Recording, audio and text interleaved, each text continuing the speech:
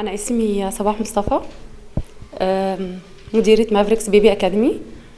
أنا اتعرفت على المكان هنا بالصدفة. كنت عرفت على الفيس إن في مونتسوري هاوس بيفتح جديد، وكنت حابة إن أنا أحضر الافتتاح.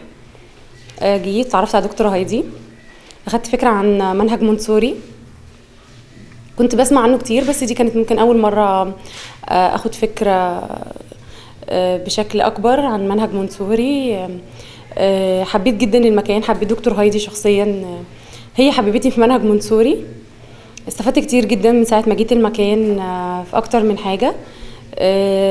ده فادني في مجال شغلي كمديرة أكاديمية. أنا قدرت أعمل أكتر من كلاس مونتسوري جوه الأكاديمي بتاعتي بشكل كويس. تمام.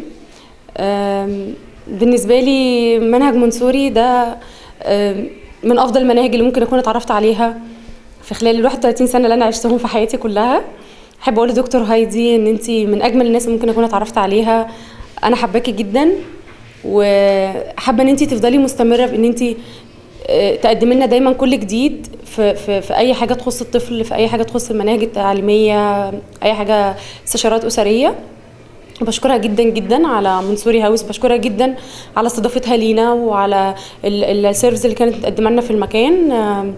انا بنصح اي حد ان هو لو جه حب يدرس اي حاجه بخصوص اي منهج يخص الاطفال، EGF من افضل الاماكن اللي انت ممكن تلاقي فيها كل الداتا اللي انت محتاجها لاي شيء انت حابب تدرسه، بلس ان انت هتلاقي فيها اعلى سيرفيس بناس جمال قوي انت ممكن تتعرف عليهم وتتعامل معاهم. شكرا.